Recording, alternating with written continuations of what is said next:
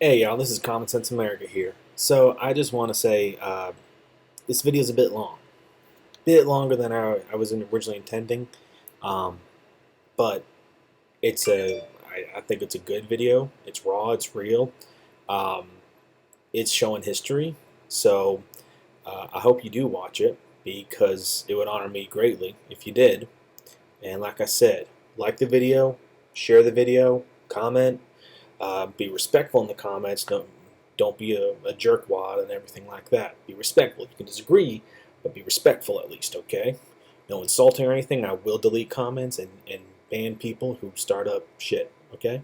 So, that being said, uh, like, subscribe, share the video, and yeah, it's a long vid, but I hope you enjoy it, and it's an intro vid, so not all the other vids will be longer than this, but I think it's important to kind of get the basics out of the way and everything. So that's why it's a bit longer. So I'm making this and yeah, enjoy this.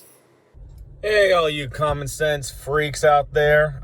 Those of you who watch this channel, kind of wondering why you do at this point, but hey, you know what? I'm glad you're here. By the way, before this video continues, make sure you like this video, subscribe to the channel, share it, check it out, and enjoy. So, I'm going to state this in the beginning because this is being my first vid.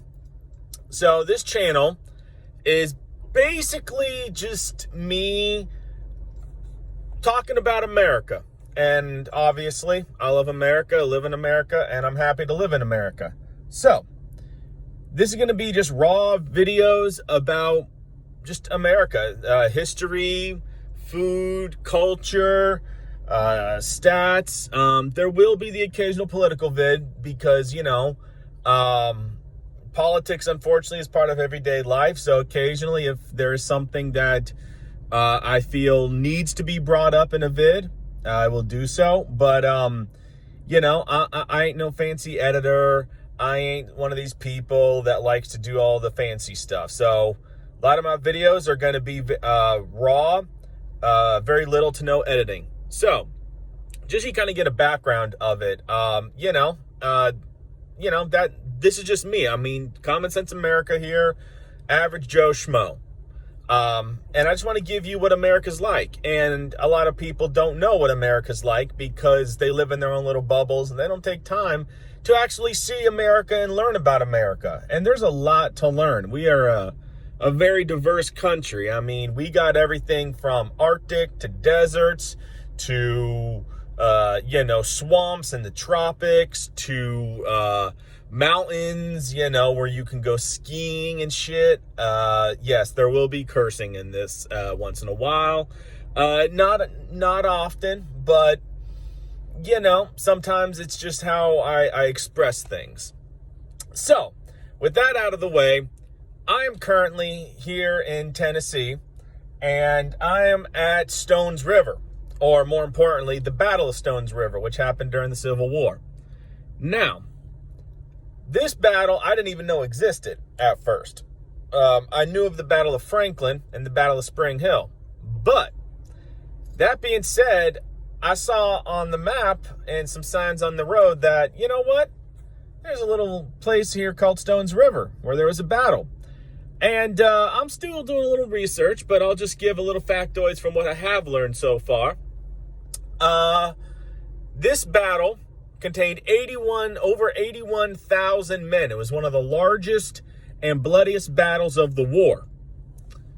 The battle lasted several days. It was determined to be indecisive, although the Union did technically win, but it was more of an indecisive at the end of it all. But I mean, if you look at the history of the battle, the Union did win, but it was by a narrow margin. It was really just part of a sequence of events, really, like the entire Civil War was. So something that I found interesting is that just doing a quick little bit of research, and I might throw a little more factoids, again, the little bit of editing I might do, throw a little factoids in the vid. This was part of the campaign that the Union Army did to basically try and drive a wedge into the South. So they decided to cut into Tennessee and Alabama and Georgia. And basically what their whole idea was take several armies of good size and basically launch multiple campaigns into the South. Now the thing is, the Civil War was, what you see in movies is typically along the East Coast, like in Gods and Generals and Glory and Gettysburg, those movies. But there was a lot that happened along the Mississippi River in Georgia and Mississippi and Tennessee and even out west. Because I don't know if y'all know this, but I believe California was a state by this time. And there were battles that happened out west. Which a lot of people don't know. Now, granted, they weren't near the size. We're talking maybe a couple thousand troops total between both sides. And that's the thing about this battle.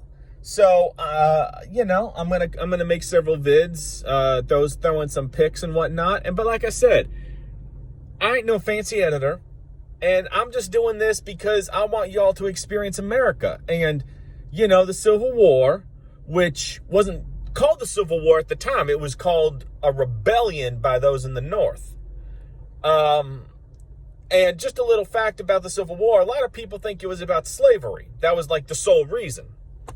That was not the primary reason for it, although there were some, I guarantee you, that did believe that. And once the Emancipation Proclamation came out, then it became a lot more about slavery. But to those in the North, it was all about quashing a rebellion and keeping the country united. To those in the South, it was about, they felt that those in the North were being oppressive to those in the South, because it was two very different ways of life. There was slavery, and I'm anti-slavery. All right, I'm anti-slavery. Hashtag anti-slavery. It's a travesty that it was even going on then. But in the South, that was just a part of life. Now, that being said, something that I learned a while back, and I need to confirm this just so I'm not giving y'all some misleading information.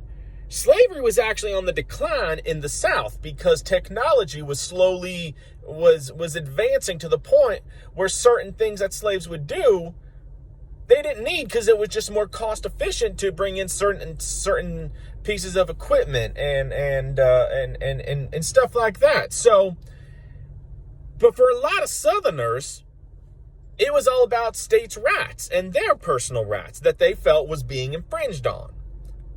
So I'm going to do a little tour here. I'm going to clip a couple of videos together, and we're just going to show you a little bit of this massive battle site. I mean, it's a drive-through battle site. And when I say drive-through, I literally mean drive-through, where you drive and they got certain points that you stop at where certain events happened.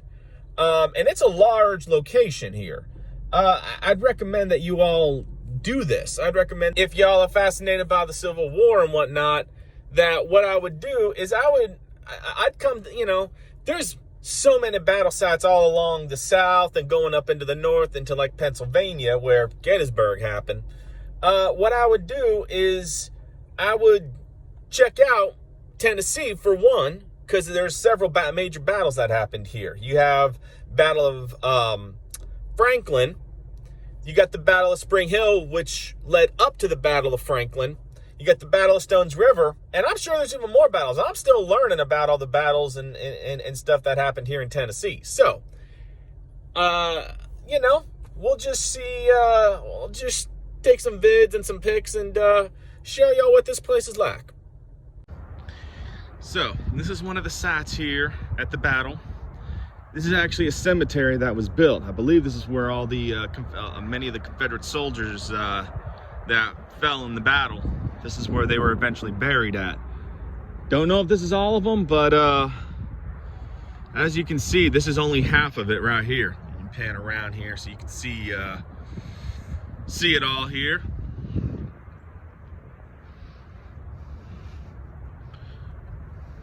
Look at that. Now, I'm just gonna be frank with y'all. I don't care if you're pro-Confederate, pro-Union. That's a whole nother debate for another day, okay? But something you gotta realize here, okay? Every single one of these little tombstone, headstone things, that's somebody that died. Somebody had a wife, children, brother, sister, mother, father, grandparents, you know, relatives, lovers, whatever you want to throw out there, okay? They all had somebody. That's a human life, a human soul right there. Look at all that. Look at all of them. Those are men that died. Flesh and blood men. Never forget, this is the toll of war. Let's never forget that human life ain't cheap. We like to think it's cheap sometimes. So, and I ain't trying to get dark or grim, but I just want y'all to see here. It's a sacred site, it's a heavy site. But it's important that we learn from history, because as the saying goes, those who fail to learn from history are doomed to repeat it. So, with that little spiel out of the way, let's get to a little bit of this site. So this site right here, during the last hours of the battle, when the Union troops were being pushed back by multiple Confederate assaults, these cannon right here, I believe these were light cannon. These weren't long range. These were lighter cannon in terms of their range and the type of artillery shot they used. These were used to push back the Confederate. I believe I read somewhere there's about 52, 53 cannon, which that's a lot of artillery, you know? That's a lot of artillery here. And they were all used using solid shot, explosive shot, and canister, which for those of you that don't know what canister shot is, imagine a shotgun blast coming out of a cannon. What they would do is they'd put a little metal canister, very thin canister, and it held all these little metal balls in them. All right, and basically, when they got to a shorter range, they'd basically shoot them, and it'd be like a giant shotgun blast. And they were very useful at short range against charging infantry. So, and they would even give them double canister, which again, you guess is pretty devastating. You know, some cannonballs here. We got Old Glory flying up there. Look at that. Look at that red, white, and blue. Woo, dog.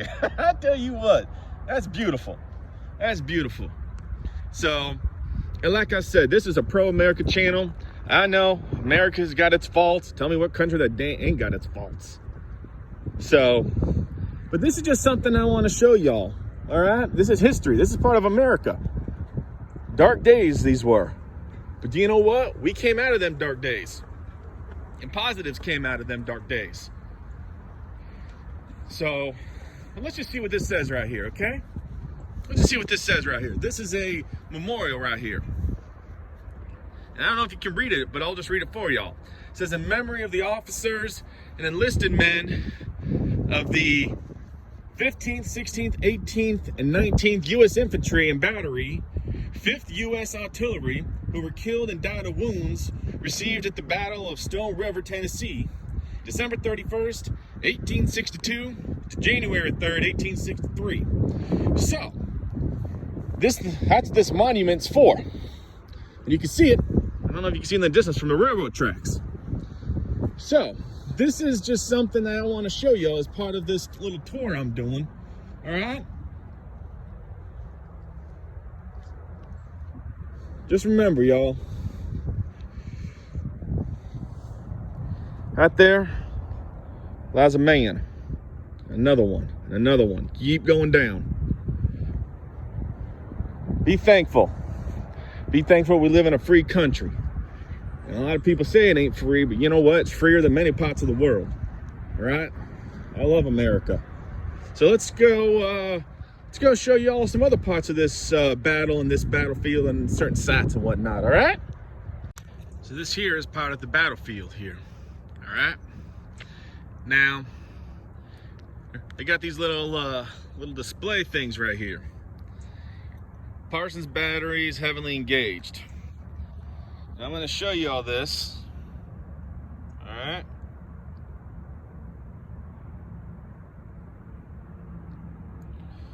Now this is interesting. I'm going to read this, even though y'all can read it. I just want to read it for y'all. All right. My instructions from General Palmer were to remain in the position where I then was, in order to check the advance of the enemy should he turn our right flank. At about 8 a.m., our infantry came falling back from the pine woods. Our batteries were swung around and brought at once into action. That means, in case you don't know the term action, that means basically to be used, to be fired. The approaching of the enemy was parallel to our front, and when he arrived within 300 yards, we opened up on his first line with canister. Remember what I told you about canister? The enemy fell back beyond our view. He reappeared shortly afterward to our left, but again received our fire, fell back beyond our view. At about 12 noon, just as I had nearly given out of ammunition, I received orders to retire. So, and that's some of the cannons that they used right there. That's some of the cannons they used. Now, I did not know this when I was doing a little research on the battle here, that it talks about how here in Tennessee that there were several companies of black people, former slaves, and they wanted to fight for the independence and freedom of their fellow slaves. And I did not know this. At the end of the Civil War, all right, at the end of it, 10% of the Union forces were black. I did not know this. And yes, I'm not using the term African American, okay? I'm not using that. Okay? These people were put into hard times. They deserve their freedom.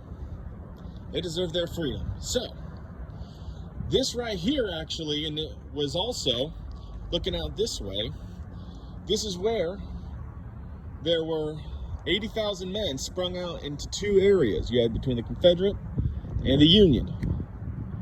And they sat here on a cold night. This is December. All right, this is just before the new year. 80,000 men on cold, muddy ground. Couldn't even light a fire. They'd be their last night. So let's keep going. All right, so it's gonna be the last stop on this little tour here, okay? So, I'm gonna show you a little something. Over this way, go back yonder, just over there. That was the initial line of the Union Army. What happened is that the Confederates hit their left flank hard and pushed the Union troops back. And they tried to rally, pushed them back again. And the Union troops kept retreat, rally, retreat, rally, retreat. So, what happened is you see that gentleman over there? That gentleman right there. That is an indication of where Union troops finally held the line. They rallied. The entire flank, left flank here, rallied. And all this field here was a wall of blue. It was a wall of blue. And remember where I told you where that cemetery was, where all them guns were? Well, that's just over there. See? Right over there. That's where the batteries were. So you had the batteries there supporting the infantry. And the infantry was blue. It was a wall of blue. Now, there's a little thing here. All right. Federals finally rally and turn the tide. So this is where they rallied again. And this is where the Union troops finally held their ground. I'll show you a little bit of this, all right? And you can read this, but I like to read it out too because it's impactful to me, and I hope it's just impactful to you. So, many of my regiment got within 60 yards of the enemy guns, but were compelled to give back for want of support. And usually when they mean support, they usually mean artillery fire, you know, to help thin out the Union lines. It seemed the commanders expected our brigade and the Texas brigade that fought beside us to rout the entire Federal Army at the odds of 10-1. The enemy batteries seemed to have no end either way. My regiment lost 119 killed, wounded, or missing. And right there, James Williamson, Lieutenant Colonel, 2nd Arkansas Mounted Rifles. This is interesting, all right? Again, I'm going to read this out, even though I know you can read, but I just like to say it because, again, it's impactful. Imagine the narrow belt of land between Nashville Pike you see ahead, which is a little road, and the railroad track just behind it, jammed with 30,000 soldiers, dozens of cannon, and countless horses. The Confederates who charged out of the cedars into this field would have seen what seemed to them to be an endless wall of bluecoats rallied and reinforced along the road ahead. For the Federals, the long hours of chaos and retreat at last came to an end here at the edge of this cotton field. This Western Army of the United States ended the year 1862 badly battered, but still full of fat. So this right here, the final, this part of the battle, right there, 1862, December 31st, around noon. So this right here, going all the way over there, all right? All this would have been cavalry and infantry, right here, supported by artillery fire from up there. And the Confederates came out here, a good number of them, and they were full of energy and vigor, and they were ready for a good fight because they had kept driving back the Union troops. But they rallied. Union troops rallied. Yeah, there's my car. Yeah, I know. I ain't riding no horse. Lord have mercy. I can't even ride a horse. Never even learned how to ride one. I want to one day. But this is it. So just imagine, all right? You put on your thinking cap, your imagination cap, and just imagine blue coat, just going all the way up, all right? The smell of gunfire, all right? The sounds of men, all right? The smell of horse manure and cannon fire and the blood of men and the screams of dying men and officers giving orders, all right? Just think about that. Just think about the viciousness of this battle. You know, it's a humbling sight.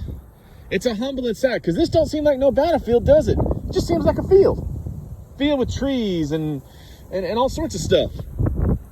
But this was a battlefield back around the end of 1862, beginning of 1863.